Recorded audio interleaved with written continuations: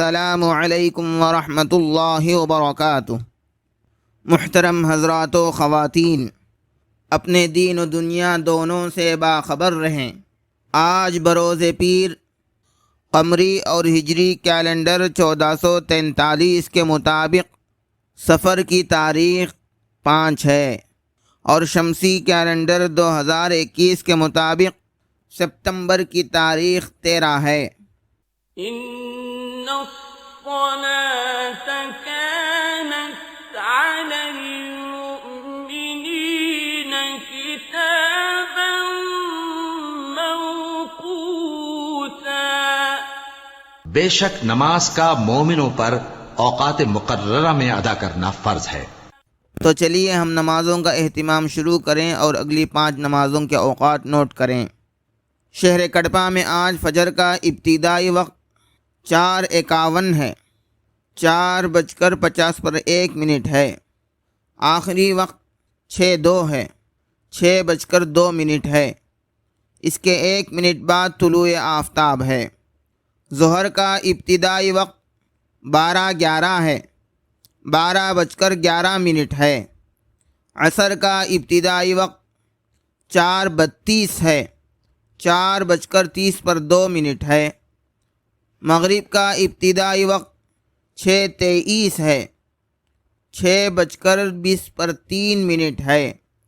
عشاء کا ابتدائی وقت 7:33 ہے، 7:30 ہے۔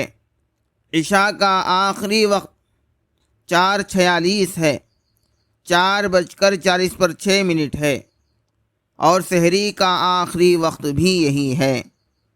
آج کی نصیحت کے طور پر نماز کی سنتوں میں سے ایک سنت نوٹ فرما لیں۔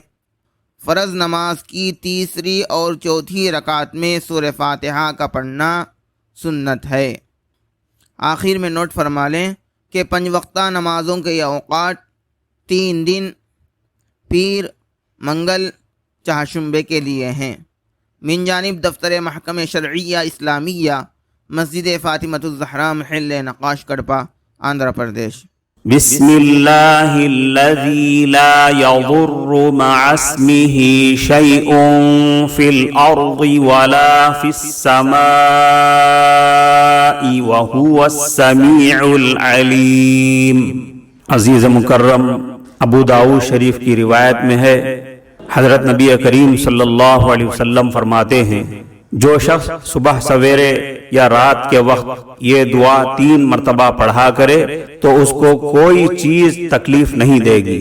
ایک دوسری روایت میں ہے کہ جو شخص ان کلمات کو صبح کے وقت کہے، شام تک اس کو کوئی ناگہانی بلا نہ پہنچے گی۔ اگر شام کو کہے تو صبح تک کوئی مصیبت نہ پہنچے گی۔ اب آپ اس کو دھیرے دھیرے پڑھتے جائیں۔ بسم اللہ الذی لا یضر مع اسمہ شیء فی الارض ولا فی السماء وہو السمیع العلیم۔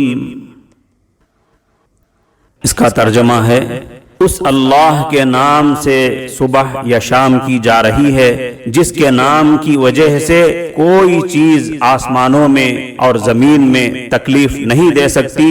وہ اللہ خوب سننے والا ہے اور خوب جاننے والا ہے۔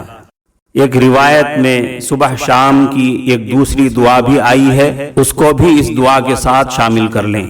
اعوذ بکلمات اللہ التامات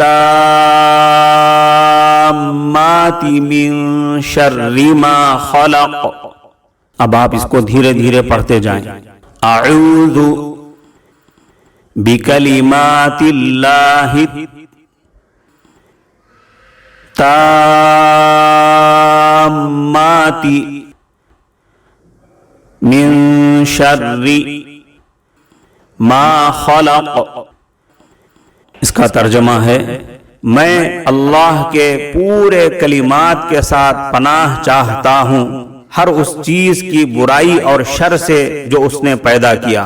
عزیز مکرم، صبح شام یہ دعا پڑھتے رہیں اور اپنے بچوں کو بھی پڑھاتے رہیں تاکہ آپ اور آپ کے تمام افراد خانہ ہر قسم کی تکلیف اور ہر قسم کے حادثے اور بلا سے بچتے رہیں۔